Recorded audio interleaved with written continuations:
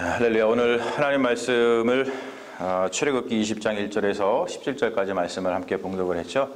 우리가 이 말씀 가지고서 무심과 단순이라고 하는 제목으로 하나님 말씀 증거하겠습니다. 무심과 단순이 무슨 말씀인지 아시죠? 무심의 반대는 뭐죠? 관심. 예. 단순의 반대는 뭐죠? 복잡. 예. 되게 이제 그렇게 다들 얘기를 하세요. 예. 아무튼 반대말이 중요한 게 아니라 무심과 단순이 무슨 뜻인지를 좀 아시는 게 중요할 것 같습니다. 구원이 뭐예요? 라고 누군가가 여러분들한테 물으신다면 여러분들은 무엇이라고 대답을 하시겠습니까? 어떤 이는 이렇게 대답하겠죠. 10원 빼기 1원이요 라고 하는 굉장히 어줍지 않은 농담을 건네기도 할 것입니다. 구원이란 무엇인가? 사실 우리는 구원이 무엇인지 잘 알지 못합니다. 구원에 대한 어떤 개념적인 이해를 가질 수는 있어도 구원에 대한 실체를 알기는 굉장히 힘듭니다. 왜냐하면 이게 종말론적인 사건이기 때문에 그렇습니다. 예수 그리스도께서 오셔서 하나님이 본인의 모습을 완전히 우리에게 드러내시기 전까지는 구원이 무엇인지 우리는 결코 알 수가 없죠. 그러나 우리는 때로 이 구원에 대한 개념적인 이해조차도 잘 모를 때가 많이 있어요. 우리 기독교인들은 구원에 대해서 사실 이런 생각을 하죠. 구원은 예수를 믿으면 받는 거야. 굉장히 맞는 말이죠. 구원을 우리는 예수라고 하는 한 인물과 그리고 믿음과 관련시켜서 생각을 합니다. 그런데 생각을 해보면은 사실 이것도 구원의 개념이라든지 실체를 말해주고 있는 것이 아니라 이것은 구원의 어떤 방법에 대해서 이야기를 하고 있는 것이죠. 여러분, 그렇다면은 구원이란 무엇인가? 여러분 잘 보십시오. 구원이란 무엇인가를 제가 적어왔는데 이게 되는지 모르겠어요. 제가 한번 해볼게요. 되는 건가요? 되는 것 같아요. 자, 구원은 뭐냐면 구원은 생명의 완성이다. 여러분 잘 기억하십시오. 구원은 생명의 완성이다.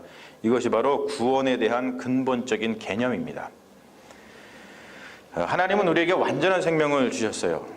그런데 어떠한 것 때문에 그 하나님이 우리에게 주신 완전한 생명에 금이 갔습니다. 여러분, 그 어떠한 것이 무엇이죠? 그것이 바로 죄입니다. 죄라고 하는 것은 생명의 완전성을 해치는 그 무엇이죠. 그래서 우리는 그것을 악이라고 부르죠. 죄악이라고 하는 것은 생명을 위협하는 굉장히 부정, 네거티브한 것입니다. 그래서 죄가 나쁘고 무서운 이유는 그것이 우리의 생명을 해치기 때문이에요. 그래서 우리는 우리의 생명을 지켜내기 위해서 죄를 짓지 말아야 하고 죄를 멀리 해야 되고 죄와 싸워서 이겨야 하는 것입니다. 기독교 신학은 인간의 실존에 대해서 크게 두 가지를 말합니다. 인간의 실존이라는 것은 뭐냐면 인간이란 무엇이냐? 영어로 안트로폴로지라고 얘기를 하죠. 인간이란 무엇이냐? 인간학에 대해서 기독교 신학은 두 가지를 얘기해요. 뭐냐면 하나는 인간에 대한 비관론입니다. 인간에 대한 비관론. 그리고 다른 하나는 인간에 대한 낙관론입니다. 비관론은 인간에 대해서 no라고 얘기하는 것이고 낙관론은 인간에 대해서 yes라고 얘기하는 거예요. 근데 비관론은 인간의 전적인 타락을 이야기합니다. 전적인 타락이라는 건 뭐냐면 인간에게는 죄를 극복할 힘이 있다 없다? 없다라고 얘기하는 거예요. 낙관론은 인간에게서 희망을 봅니다. 인간에게는 죄를 넘어서는 그 어떠한 힘과 아름다움이 있다는 것이죠. 그런데 여러분, 비관론이든 낙관론이든 인간의 실존에서 가장 중요한 것은 구원이라는 거예요. 구원이 뭐라 그랬죠? 생명의 완성이라 그랬어요. 우리가 우리의 생명을 돌아볼 때 우리의 생명은 너무나 불안정하고 너무나 불안하다는 것이죠. 그래서 우리는 늘 질문을 합니다. 어떻게 하면은 우리의 생명이 불안을 떨쳐내고 완성을 이룰 수 있을 것인가? 인간에게는 죄를 극복할 힘이 없다는 비관론도, 인간에게서 희망을 보는 낙관론도 어떻게 구원을 받을 것인가에 대한 진지한 질문을 던지고 있습니다. 그 질문에 대해서 가장 중요한 대답을 주고 있는 것이 우리는 성경이라고 고백을 하고 있죠. 그래서 성경은 생명책이라고 얘기합니다. 즉 생명에 관한 이야기를 하고 있죠. 하나님은 생명이시고 예수 그리스도는 생명의 주인이시고 성령은 생명을 존재케 하는 분이시라는 것을 우리는 고백을 하고 있습니다. 오늘 우리가 함께 읽은 십계명에서도 보면은 생명에 관한 이야기입니다. 성경은 온통 생명에 관한 이야기로 가득 차 있습니다. 그래서 성경을 갖다가 생명책이라고 이야기하는 거예요. 율법은 단순한 법조항이 아니라 생명의 완성을 향한 몸부림입니다. 율법에는 율법을 통해서 생명의 완성을 이룰 수 있다는 유대인들의 소망이 담겨 있어요. 희망이 담겨 있습니다. 그런데 여러분, 참 사람은 알 수 없는 존재죠. 생명의 완성을 향해 나아가는 율법이 어느 순간에 생명을 못 살게 구는 존재가 된 거예요. 대표적인 예가 뭐냐면 안식일법이죠. 그것에 대해서 예수님께서 아주 신랄하게 복음서에서 비판하고 있는 것을 우리는 보죠. 복음서에 보면은 예수님께서 회당에서 손 마른 자를 고쳐주십니다. 손 마른 자가 뭔지 아시죠? 중풍병자입니다. 그런데 그것을 보고서 바리새인들과 서기관들이 예수님께서 안식일법을 어겼다라고 얘기하면서 예수님을 죽일 놈 취급합니다. 그런데 그것에 대해서 예수님은 이렇게 말씀하시죠. 뭐라 그러시냐면 안식일이 사람을 위하여 있는 것이요 사람이 안식일을 위하여 있는 것이 아니니 이러므로 인자는 안식일에도 주인이니라. 이 이야기는 마태복음과 마가복음과 누가복음 여기 약간 다른 형태로 나옵니다. 안식일에 배가 고파서 밀 이삭을 자른 이야기도 함께 나오면서 이 이야기를 하시고 계세요. 율법은 생명의 완성을 향한 몸부림인데 그 어느 순간부터 율법이 그 율법을 관리 감독하는 자들의 권력을 지키는 도구로 전락했다는 거예요. 바리새인들과 서기관들은 건강하고 배부른 자들이었습니다. 그들은 안식일을 지키는 데 전혀 문제가 없었어요. 그렇지만 여러분, 손 마른 자나 배고픈 자는 안식일을 지킬 힘이 없었습니다. 그들의 생명은 크게 위협을 받고 있었기 때문이죠. 율법이 생명을 완성하는 몸부림이라면, 그리고 그 율법을 관리 감독하는 자들이 그것을 깨달았다면 그들은 손 마른 자와 배고픈 자의 생명을 완성하기 위해서 무엇을 해야 되는지 어렵지 않게 알 수 있었을 것입니다. 그런데 그들은 몰랐다는 것이죠. 예수님께서는 당신이 안식일의 주인이라고 선포하십니다. 그리고 안식일에 몸이 아픈 자를 고쳐주시고 배고픈 자를 먹여주십니다. 예수님이 안식일의 주인인 이유는 바로 예수님께서 율법에 담긴 그 희망을 성취하신 분이기 때문에 그렇습니다. 우리가 이런 말씀을 들으면서, 그리고 오늘 십계명과 관련해서 제가 여러분들한테 이런 질문을 드리고 싶어요. 여러분에게 십계명은 무엇입니까? 우리가 교회를 다니면서 수도 없이 십계명을 읽었고 십계명에 대한 수없이 많은 말씀을 들었습니다만 여러분은 십계명을 무엇이라고 생각을 하고 사십니까? 생명의 완성을 향한 몸부림입니까? 아니면 여러분을 구속하는, 즉 옴짝달싹하지 못하게 하는 율법 조항입니까? 우리는 흔히 율법을 고리타분한 것이라고 생각을 합니다. 그것은 우리의 삶을 힘들고 어렵게 만들고 귀찮게 하는 구시대의 유물이라고 생각을 하고 있죠. 그래서 율법을 진지하게 생각하지 않습니다. 그런데 여러분, 그러한 생각은 율법에 대한 오해이고 무지라는 것이죠. 자, 십계명은 10가지의 계명을 말하고 있어요. 하지만 실제적인 의미는 단 한 가지입니다. 제가 지금 계속 주장했던 십계명은 뭐에 관한 것이라고요? 생명에 관한 것입니다. 생명에 관한 것. 근데 십계명을 보면은 크게 3가지의 얼개로 나눌 수가 있어요. 크게 3덩이로 나눌 수 있다는 것이죠. 첫 번째는 1계명에서 3계명까지, 그리고 4번째 계명, 그리고 마지막으로 5번째 계명에서 10번째 계명.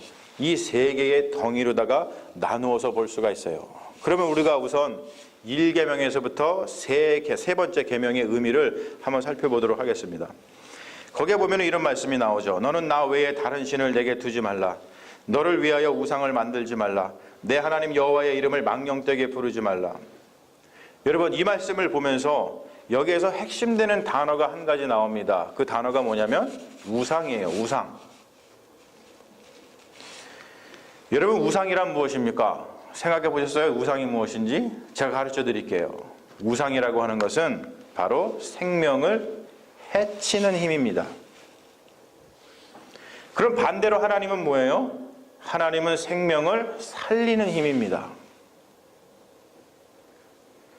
많은 사람들이 구약 성경을 읽으면서 이해하지 못하는 부분이 있어요. 가나안 전쟁이 그것이죠. 특별히 여호수아서를 보면은 출애굽한 이스라엘이 가나안을 차지하고자 가나안 족속들하고 아주 피 튀기는 전쟁을 하는 모습을 우리가 보죠. 그러면서 거기에서 하나님이 이스라엘에게 가나안 사람들을 모두 죽이라고 하는 그런 명령하는 이야기를 우리가 봅니다. 그러면서 사람들은 그 장면을 보면서 야, 어떻게 하나님이 사람들을 죽일 것을 명할 수 있지? 라고 하면서 하나님에 대해서 의문을 갖습니다. 하지만 여러분, 그러한 장면은 신학적으로 봐야 되는 중요한 문제입니다. 가나안에는 성경에 보면 각 족속마다, 각 부족마다 섬기는 신이 있어요. 구약 성경을 보면 수도 없이 나오는 신들의 이름이 있는데 대표적으로 여러분들이 잘 아시는 바알, 아세라, 아스다롯, 몰렉, 밀곰, 다곤, 여러 가지 신들이 있습니다. 그들은 이러한 신들을 잘 섬겨야지만 그 땅에서 풍요롭게 살 수 있을 거라고 믿었어요. 그래서 온 마음을 다해서 그러한 신들을 섬겼습니다. 그런데 여러분, 문제는 어디에 있냐면 그 신들을 섬길 때에 인신 제사가 일어났다는 거예요. 여러분, 인신 제사가 뭔지 아시죠? 사람을 바치는 거예요. 킹콩 영화 보셨어요? 킹콩? 킹콩 영화를 보면 쉽게 이해할 수 있습니다. 킹콩이 사는 섬의 부족은 킹콩을 잘 섬겨야지만 자신들이 멸망하지 않고 번성할 수 있다고 믿었습니다. 그래서 어떤 일을 하죠? 부족 중에서 그 킹콩이 보니까 남성이에요. 남성. 킹콩이. 그러니까 여성을 갖다가 인신제사로다가 킹콩한테 바치잖아요. 사람을 해치는 일이 거기에서 발생했다는 겁니다. 여러분, 우상이라고 하는 것은 바로 그겁니다. 우상이라는 게 다른 게 아닙니다. 자신의 생명을 확보하기 위해서 남의 생명을 해치는 일, 여러분, 바로 그것이 우상이고 그것을 쫓아서 사는 삶이 우상 숭배입니다. 하나님이 가나안을 멸하라고 말씀하시는 것은 이것에 대한 경고입니다. 자신의 생명을 확보하기 위해서 남의 생명을 해치는 일은 죄악이다라는 것을 말씀하고 계세요. 그러한 일은 결탄코 용납될 수 없다는 일이죠. 구약 성경을 보면 구약의 선지자들은 이러한 죄악을 벌이는 이스라엘의 지도자들을 신랄하게 비판합니다. 여러분, 구약 성경을 보십시오. 얼마나 많은 이스라엘의 지도자들이 자신의 생명을 유지하기 위해서 남의 생명을 해코지 합니까? 다른 게 우상숭배가 아니라 바로 그것이 우상숭배라는 거예요. 그런데 여러분, 우리는 지금도 여전히 우상숭배하면서 삽니다. 우리는 얼마나 우리 자신의 이익을 위해서 남의 생명을 해치면서 살고 있습니까? 또 우리는 어떤 이의 이익을 위해서 얼마나 희생을 당하면서 살고 있습니까? 우리는 우상 숭배하면서 그 우상에 저항하지 못하고 투항하면서 삽니다. 좋은 게 좋은 식이라는, 좋은 거라는 식이죠. 우리는 여전히 우상 숭배 속에서 사는 불쌍한 존재입니다. 자기 생명을 확보하기 위해서 남의 생명을 해치지 마십시오. 남의 이익에 희생자가 되지 마십시오. 만약에 그러한 일이 있다면 여러분, 온 마음을 다해서, 온 생명을 다해서 저항하십시오. 만약에 여러분들이 그렇게 살지 못하면 우리는 10계명의 제1계명에서 제3계명까지 어기면서 사는 죄인인 겁니다. 오늘 말씀에서 두 번째로 두 번째의 얼개인 제4계명을 한번 살펴보죠. 제4계명은 뭐냐면 안식일을 기억하여 거룩하게 지키라는 말씀입니다. 안식일을 지키라는 말씀이 뭡니까? 쉽게 얘기해서 쉬라는 명령이에요. 쉬라는 명령. 좀 쉬어라. 그런데 이것은 특별히 하나님이 어떠한 분인지를 기억할 때 일어나는 은혜입니다. 모세오경에는 2개의 십계명이 나와요. 여러분들 모세오경이 뭔지 아시죠? 그리고 우리가 부활절 끝나고 나서 모세오경을 가지고서 성경 퀴즈 대회 한다 그랬습니다. 거기에 보시면은 아실 거예요. 모세오경에는 2개의 십계명이 나옵니다. 하나는 오늘 우리가 읽은 출애굽기 20장에 나오고 다른 하나는 신명기 5장에 나옵니다. 자, 출애굽기에 나오는 십계명하고 신명기에 나오는 십계명하고 같은 내용일까요? 다른 내용일까요? 이렇게 물어보니까 확신이 안 되십니까? 확인을 해보십시오. 당연히 같은 내용입니다. 그런데 한 가지 다른 부분이 있습니다. 바로 뭐냐면 우리가 지금 살펴보고 있는 제4계명인 안식일에 대한 것을 말하면서 왜 안식일을 지켜야 하는지 그 이유에 대한 것이 다릅니다. 우리가 오늘 읽은 출애굽기서에서 안식일을 지켜야 하는 이유는 이렇죠. 뭐라고 나오냐면 이는 엿새 동안에 나 여호와가 하늘과 땅과 바다와 그 가운데 모든 것을 만들고 7째 날에 쉬었음이라. 그러므로 나 여호와가 안식일을 복되게 하여 그날을 거룩하게 하였느니라. 이 말은 뭐냐면 출애굽기에서 말하는 안식일을 지켜야 하는 이유는 뭡니까? 무엇 때문에 그래요? 바로 창조 때문입니다. 안식일은 창조주 하나님을 신앙 고백하는 행위입니다. 만약에 여러분들이 쉬지 않잖아요? 그러면 여러분들은 하나님이 나를 지으셨다는 것을 거부하는 거예요. 이와는 달리 신명기에서 안식일을 지켜야 하는 이유는 이렇습니다. 너는 기억하라. 네가 애굽 땅에서 종이 되었더니 내 하나님 여호와가 강한 손과 편팔로 거기서 너를 인도하여 내었나니 그러므로 내 하나님 여호와가 내게 명령하여 안식일을 지키라 하느니라. 여러분, 신명기에서 말하는 안식일을 지켜야 하는 이유는 무엇 때문이죠? 구원 때문입니다. 안식일은 구원의 하나님을 신앙 고백하는 행위입니다. 여러분들이 쉬지 않으시면 여러분들은 하나님께서 구원하셨다고 하는 그 신앙 고백을 거부하시는 거예요. 우리가 지금 살펴본 이 창조와 구원은 동전의 양면과 같습니다. 누가 나를 창조하셨는가? 누가 나를 구원하셨는가? 사랑하는 여러분, 우리를 창조하신 하나님은 우리를 구원하십니다.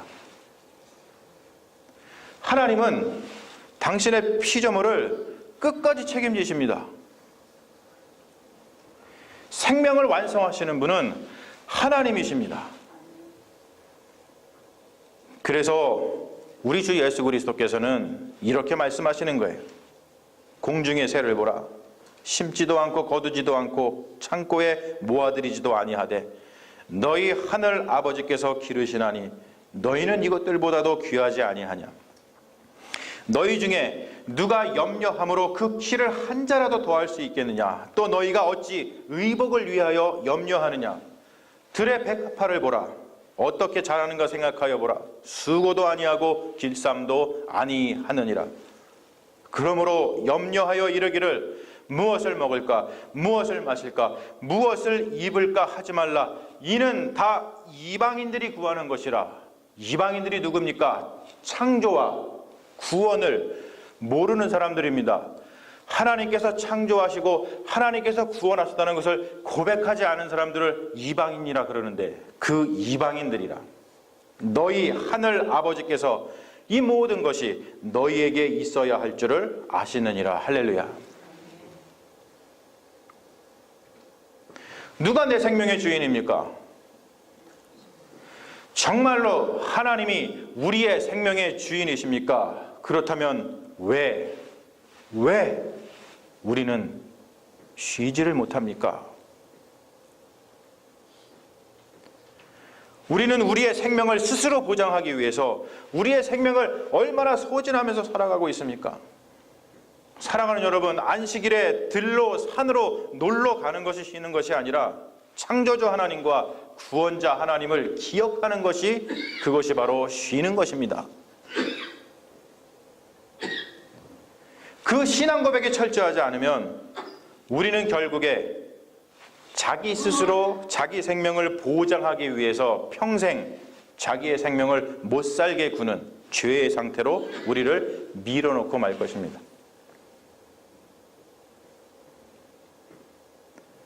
나머지 계명들, 제5계명에서 10계명, 부모를 공경하라, 살인하지 말라, 간음하지 말라, 도둑질하지 말라, 거짓 증거하지 말라, 남의 것을 탐내지 말라. 이 계명 모두는 이러한 신앙 고백과 아주 밀접하게 연결이 되어 있습니다. 제5계명에서 10계명은 욕심 부리지 말고 만족하고 감사하면서 살라는 것입니다. 사랑하는 여러분, 만족과 감사는 공중의 새처럼 들의 백합화처럼 먹이시고 입히시는 하나님을 고백할 때만 가능한 신비입니다. 무엇을 먹을까? 무엇을 마실까? 무엇을 입을까? 염려하는 자는 만족하고 감사하지 못하고 삽니다. 여러분, 우리는 만족하지 못하고 감사하지 못하면서 얼마나 욕심쟁이로 살아갑니까? 너무나 욕심쟁이로 살다 보니까 살인자가 되고 간음을 하게 되고 도둑질을 하게 되고 거짓 증거하게 되고 남의 것을 탐내면서 살아갑니다. 이 타락한 세상이 우리를 끊임없이 욕심쟁이로 만들어버립니다. 우리가 살고 있는 이 자본주의 사회의 가장 큰 병폐가 이것이죠. 바로 우리 모두를 소비의 대상으로 만든다는 거예요. 각 사람이 다 모두 다 시장일 뿐입니다. 마켓. 이게 무슨 말이냐면 자본주의 사회는 인간에게 그 가치 이외에 다른 가치를 부여하지 않아요. 시장이라고 하는 가치 외에는 다른 가치를 부여하지 않습니다. 여러분, 소비력이 없으면 지금 우리가 사는 사회에서는 인간도 아니에요. 소비력이 있으면 대우받고 소비력이 없으면 인간 취급을 못 받는 사회가 우리가 살고 있는 사회입니다. 개인주의, 인디비주얼리즘, 개인주의는 자본주의의 발명품이죠. 아주 대단한 발명품입니다. 그래서 이 시대는 공동체가 무너지고 개인의 욕망만 난무하는 타락한 시대가 되었어요. 불과 30년 전만 해도 집에는 전화기 한 대, 그리고 TV 한 대가 있었어요. 그리고 그것으로 족하고 행복했습니다. 친구에게 전화가 걸려오면 누구에게 전화가 걸려온지 집안 사람들이 다 알았어요. 윤식이네 집이죠? 윤식이가 누구죠? 저희 형입니다. 이번에 꼭 와야 되는데, 와가지고 탁구 우리 우승해야 되는데, 그렇죠? 제가 그래서 그 소망을 담아서 예를 듭니다. 거기 윤식이네 집이죠? 안녕하세요. 저는 윤식이 친구 형준입니다. 여기 계시는 정영준 집사님이 아니고요. 우리 형 제일 친한 친구가 김형준입니다. 그리고 형네교회 장로예요. 형준입니다. 윤식이 있어요? 그러면 그 전화를 받은 어머니든 아버지든 윤식아, 형준이한테 전화 왔다. 만약에 윤식이가 형준이한테 전화를 받고 바깥에 나가면 집안 사람들은 윤식이가 누구를 만나러 나갔는지 다 알아요. 걱정할 필요가 없어요. 윤식이 누구 만나러 갔어요? 형준이 만나러 갔어요. 그러나 여러분, 지금은 윤식이가 집을 나가도 누구를 만나러 나갔는지 모릅니다. 얼마든지 속일 수 있어요. 왜 그렇죠? 전화 오는지를 몰라요. 왜요? 핸드폰은 나만 갖고 있거든요. 누구하고도 공유하지 않습니다. 옛날에는 한 가정에 전화기 한 대를 팔면 됐는데 지금은 그것으로 만족하지 못해요. 모든 사람 한 명 한 명을 시장으로 보고 그 사람한테 전화기를 팔아야지만 된다고 생각하는 시대가 요즘 시대입니다. 그래서 우리는 서로가 무엇을 하면서 사는지 알지 못하는 사회가 되어버렸어요. 레위기 25장 23절에 보면 굉장히 중요한 말씀이 나옵니다. 땅을 영구히 팔지 말 것은 땅은 다 내 것임이라. 누가 한 말이에요? 장 목사가 한 말입니까? 누가 한 말이죠? 하나님께서 하신 말씀이에요. 땅은 하나님의 것이다라는 말씀입니다.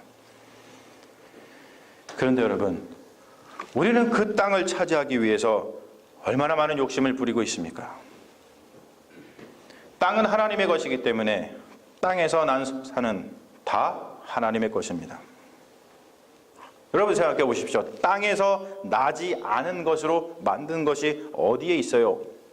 우리가 현재 소유하고 있는 모든 물건은 모두 땅의 소산을 가지고 만든 것입니다. 우리가 쓰고 있는 핸드폰, 우리가 타고 다니는 자동차, 우리가 살고 있는 집, 모든 것 다 하나님의 것인 땅에서 나오는 그것으로다가 만든 거예요. 그러면 여러분, 핸드폰도 자동차도 집도 다 누구의 것입니까? 하나님의 것인 거예요. 그런데 우리는 그것이 내 것이라고 생각하면서 얼마나 욕심부리고 얼마나 치사하게 굴면서 살아가고 있습니까? 저 우주 바깥에서 하나님이 지으시지 않은 저 어떤 우주 바깥에서 가지고 온 물건으로 만든 것이 있어요? 없습니다. 우리가 타락한 자본주의 사회, 그리고 개인을 시장으로 보고 소비력이 없는 사람은 인간 취급도 안 하는 이러한 사회에 저항하는 방법은 성령받은 초대교회 성도들이 살았던 것처럼 내 것을 내 것이라고 하지 않고 모든 것이 하나님의 것이라는 것을 신앙 고백하면서 만족하고 감사하면서 서로 나누는 삶을 사는 것입니다. 지금 사회적으로 가장 큰 문제가 되는 양극화 문제, 부자들은 계속 부자가 되고 가난한 자들은 계속 가난하게 되는 양극화 문제나 제3세계의 가난의 문제는 결국 우리가 제5계명에서 10계명을 잘 지키지 않기 때문에 일어나는 일입니다. 그래서 여러분, 우리는 모두 다 범죄를 하고 있는 거예요. 저는 시 한 편을 나누고 오늘 말씀을 마치려고 합니다. 이병률 시인의 시, 이 넉넉한 쓸쓸함이라고 하는 시입니다. 제가 읽겠습니다. 낭독할 테니까 여러분들이 저 앞에를 보시면서 한번 잘 보십시오. 우리가 살아있는 세계는 우리가 살아가야 할 세계와 다를 테니 그때는 사랑이 많은 사람이 되어 만나자. 무심함을, 단순함을 오래 바라보는 사람이 되어 만나자. 저녁빛이 마음의 내벽, 사방에 펼쳐지는 사이 가득 도착할 것을 기다리자. 과연 우리는 점 하나로 온 것이 맞는지, 그러면 산 것인지 버틴 것인지 그 의문마저 쓸쓸해 문득 멈추는 일이 많았으니 서로를 부둥켜 안고 지내지 않으면 안 되게 살자. 닳고 해져서 더 이상 걸을 수 없다고 발이 발을 뒤틀어 버리는 순간까지 우리는 그것으로 살자. 밤새도록 몸에서 운이 다 빠져나가도록 자는 일에 육체를 잠시 맡겨두더라도 우리는 매일 꽃이 필 때처럼 호된 아침을 맞자. 십계명의 말씀과 관련해서 저는 이 시 중에서 다음의 식구의 시선을 머물렀습니다. 무심함을, 단순함을 오래 바라보는 사람이 되어 만나자. 우리는 무심하지 못하고 단순하지 못해서 탐욕스럽고 욕심이 많아서 우리는 살지도 버티지도 못하고 먼지처럼 쓸모 없어집니다. 참으로 비극이죠. 무심하고 단순하지 못하니까 우상을 숭배합니다. 내 생명을 지키기 위해서, 내 생명을 살리기 위해서 남의 생명을 해치고 삽니다.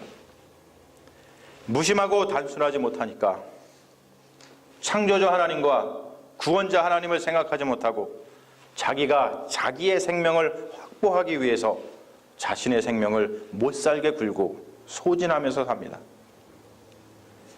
무심하고 단순하지 못하니까 우리를 끊임없이 욕심쟁이로 만드는 이 사회에 저항하지 못하고 투항해서 남의 것을 탐하고 남의 것을 차지하니라 은밀한 죄를 지으면서 삽니다. 오늘 십계명은 우리에게 이것을 가르쳐 줍니다. 생명의 완성을 위해서 우리가 할 수 있는 것은 아무것도 없다는 것을 가르쳐 줍니다. 하나님께서만이 우리의 생명을 완성해 주신다는 것을 우리에게 가르쳐 주고 있습니다. 우리가 생명의 완성을 간절히 바라고 소망하는 하나님의 백성이라면 어떻게 살아야 하는지를 우리에게 가르쳐 주고 있습니다. 자신의 생명을 확보하기 위해서 욕심 부리거나 염려하지 말 것을 가르쳐 주고 있습니다. 생명의 완성자이신 하나님만 바라보면 다른 것들에게는 무심하게 될 것이라는 것을 가르쳐 주고 있습니다. 생명의 완성을 위해서 우리가 할 수 있는 것이 별로 또는 아무것도 없다는 것을 안다면 그냥 단순하게 살 수밖에 없다는 것을 십계명은 우리에게 가르쳐 주고 있습니다. 사랑하는 여러분,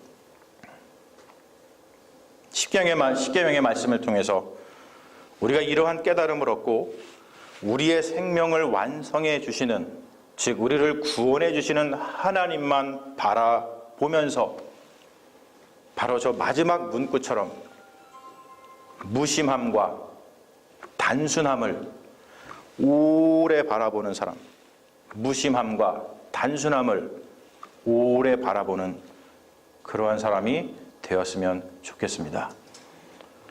우리 같이 기도하겠습니다. 주님, 우리는 십계명을 지키지 못하고 사는 죄인입니다. 우리의 생명을 완성해 주시는 주님만을 바라보지 못하고 헛된 것, 우상을 바라보면서 우리의 생명을 소진하고 이웃의 생명을 해치면서 사는 죄인입니다. 주님, 우리를 용서하여 주옵소서.